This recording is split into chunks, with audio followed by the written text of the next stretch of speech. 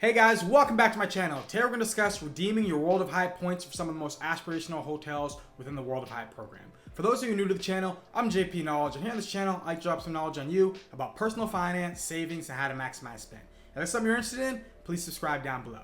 Now, you may be someone who's racked up World of Hyatt points from either Hyatt stays or from Hyatt credit cards, and now you have a bunch of Hyatt points, and you're looking to redeem it for an aspirational YOLO trip. But you're trying to figure out which hotel should you actually end up doing this at. Well, in this video, I'm going to go over what I feel to be some of the best and most aspirational ways to redeem your World of Hyatt points. But before I even get into that, let's just do a little breakdown of actually the World of Hyatt program. So if you are someone who actually is looking to redeem your World of Hyatt points, the first thing you need to understand about Hyatt is that they actually have an award chart. Now, what is an award chart? Well, it's allowing you to know that there is a minimum and a maximum amount of points that will actually end up taking to redeem to actually stay at a World of Hyatt hotel. So if you actually happen to stay at the highest end World of Hyatt hotels, it's going to end up being 45,000 points when it comes to peak times for a standard room. Now, if you actually end up staying at the lowest end hotel within Hyatt, which is category 1, those will actually end up being 3,500 points if you do it on off-peak times. So you have off-peak, you have peak, you have standard, and this is all for a standard room within the Hyatt hotel program.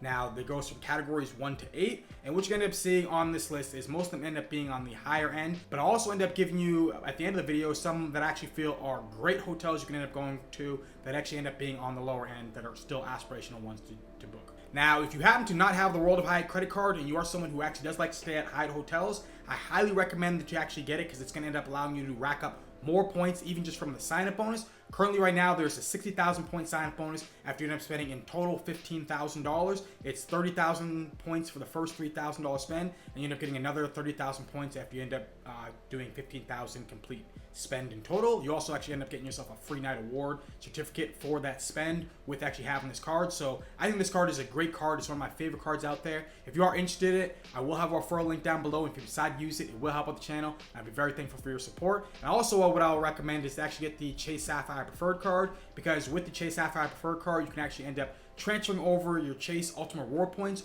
over to the World of Hyatt program. So if you actually end up hitting the sign-up bonus for both the World of Hyatt credit card and also the Chase Sapphire Preferred, you're looking at getting yourself over 120,000 points, which will allow you to definitely redeem for great aspirational trips. Now let's go over what I feel to be the number one and the one that most people end up talking about within the World of Hyatt program when it comes to redeeming for an aspirational trip. That's going to be Alhila Ventana Big Sur. Now this is going to be in California in Big Sur, and this ends up being an all-inclusive hotel that typically ends up costing a lot of money to stay at. But this is a very sought out hotel, and it's incredibly hard to find availability for it. Now when I end up looking for availability for this hotel, usually I can find it either way far in advance, I'm talking about close to a year in advance, or right near the current date that it actually is. So if you are looking to try to book with points at the Alhila Ventana Big Sur hotel, what I would say is you have to look very far in advance and try to book it as immediately to actually get the availability for it. Now you might end up searching and finding availability, and there might end up being suites and things like that, but those tend to end up being close to like twice the amount of points. So it might end up being either 40,000, I've even seen up to 90,000 points might end up costing when it's like the peak times and also having the suites available. So most people don't end up wanting to spend that amount of points when it ends up coming to booking at Alhila Ventana Big Sur. But if you end up actually finding a standard room, you're looking at getting it for 40,000 points. So as you see right here on the screen, I have been able to find myself a standard room if I actually wanted to stay here. Now it is difficult to find. It took me quite some time to actually find this, but it is possible to find. And if you actually end up looking at the standard rate for the actual room to stay at, this ended up costing $2,332, and this is actually before taxes and fees. So this is, you're looking at close to $3,000 would actually end up costing per night to actually stay at this hotel.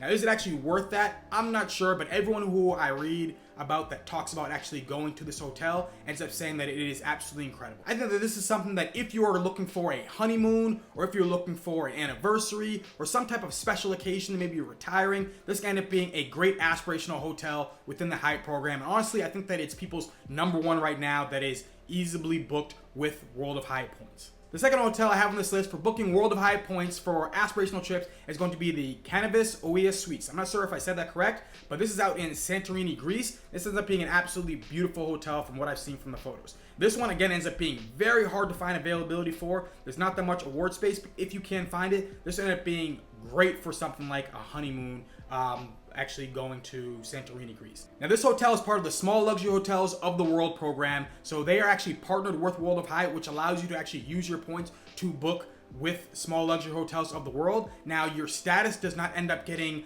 recognized when you actually end up booking with the Small Luxury Hotels of the World. So if you happen to be a globalist, you're not going to get the same benefits that you would if you happen to book at other Hyatt hotels. But this can still end up being a great place to actually end up booking. Now, right now, if you actually end up looking at when I'm trying to book it, the prices actually aren't too crazy. I mean, they are pretty high up there. You end up seeing $1,000 or $775. But most of the time, when I actually end up trying to find it for like the times that are like the most sought out, it ends up being somewhere near like $1,600-ish. But if you actually end up looking at it points wise, you actually end up seeing that it ends up being 35,000 points. So this actually ends up being off peak times to actually find this hotel.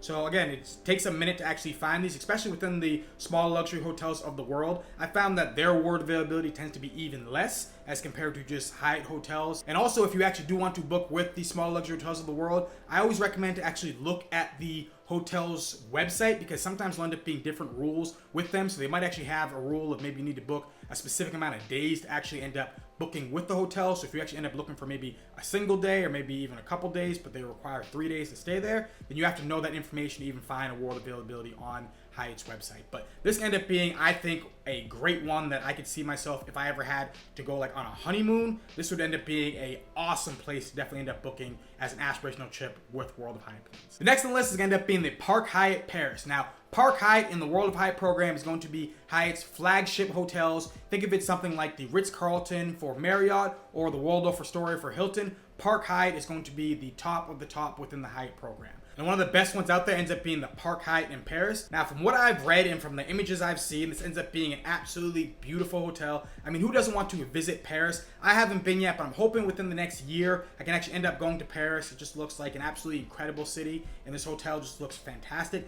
Definitely a great aspirational hotel to go to, and it's in a great location within Paris. Now, this hotel typically costs a lot of money. Now, when it comes to booking this hotel, it ends up being $35,000 for the times that I found it, so this isn't during the standard times. But if you actually end up looking at it when it comes to the price of this hotel, the price ends up being 1,300 euros a night. Now, 1,300 euros a night is a lot, but this is actually during a time where it's not even the most popular. This is in February in Paris. So if you actually think about it, when it ends up coming to like more peak times, this can end up being even more than that. You can end up getting even more value for your points. But this can end up being an awesome way to actually redeem if you decide you actually want to go out to Paris for a special occasion. I think that it would be unlikely that you could redeem your points at the Park Hyatt in Paris and not feel you've gotten great value from it.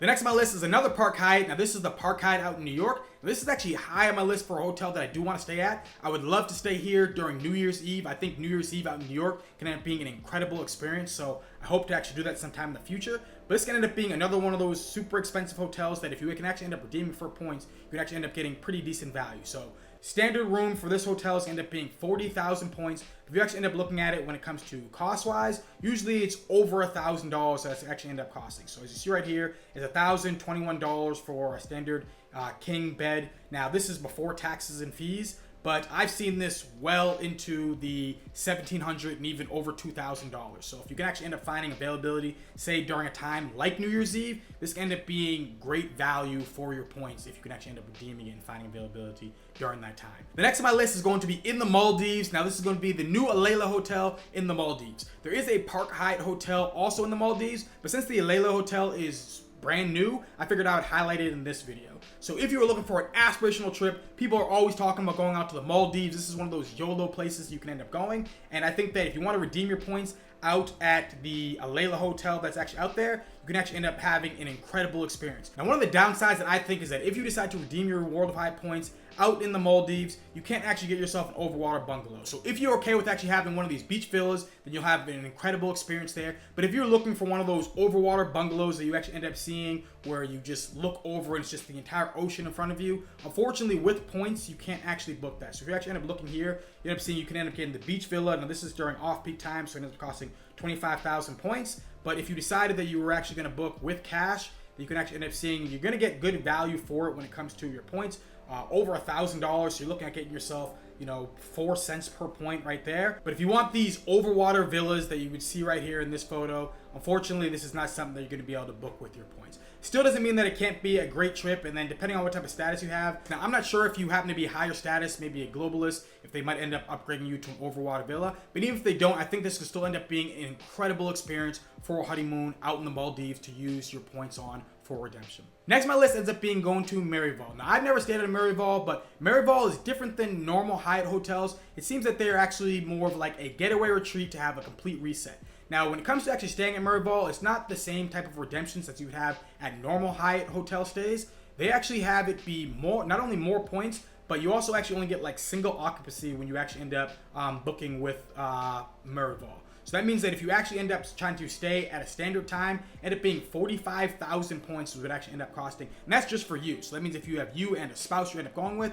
you're looking at 90,000 points per night. This can end up being a great experience. This doesn't seem like something that I would end up booking myself, but I know a lot of people that I think that would absolutely love this. And I think it's something that you should look into if you're looking for a different getaway retreat within the World of Hyatt program. The next on my list, now this one ends up being one of the hardest ones to book and also the most secluded and private ones you actually can end up having. This ends up being Kalila Island. This ends up being your own private island that you actually end up getting to book with Hyatt points, okay? Ends up being 40,000 points. This is connected with the small luxury hotels of the world. Now, the availability for this hotel is very, very minimal when it comes to booking with points. But if you actually can end up finding availability and you actually do want to go to a private island out in Nicaragua, this can end up being an incredible experience. Now, I've read about and also saw a video experience of what it would end up being like from Prince of Travel's Ricky Zhang. He has a great channel. I highly recommend you guys check out his content on YouTube. But it shows exactly what it ended up being like being in Nicaragua on Kalila Island. You're on a private island that has all-inclusive. You have staff that's going to be waiting on you. It ends up looking like it could be a really cool experience. I believe you have to stay there for a 3-day minimum. But if you ever want to go on a private island where it's all-inclusive for a once-in-a-lifetime experience and you can find availability, then I don't think there's a better way to do it than booking with the World of Hyatt program at Kalila Island in Nicaragua. And the last and final aspirational hotel that I have on this list ends up being the Layla in Indonesia. This is not going to be an incredibly expensive hotel as compared to some of the earlier ones on the list. This ends up being a great hotel to book within the World of Hyatt program. Now, as you end up seeing, the price here ends up being $169 to book, and the points actually end up being only 6,500 to book on the dates that I actually have. Now, this is a Category 2 hotel within the World of Hyatt program. Now, the reason why this hotel is on my list, one, because it's in a Layla hotel that actually ends up being lower price point when it comes to points and costs. And the second reason is because this hotel was actually listed on the Travel and Luxury's top 100 hotels of the world. Now, I named a bunch of other awesome, incredible, aspirational hotels that you can actually end up going to. But when it comes to the top 100 hotels in the world, this hotel that I actually have here that's only $170 or 6,500 World of Hyatt points ends up being the highest one listed within the World of Hyatt program on this list. So you actually end up seeing in 20th place, you will end up seeing this Alhila hotel listed right here in Indonesia. So that's the reason why I actually end up putting this hotel on there, because this can end up being an incredible, not only value for your points, but an awesome experience that is aspirational that you can actually take advantage of.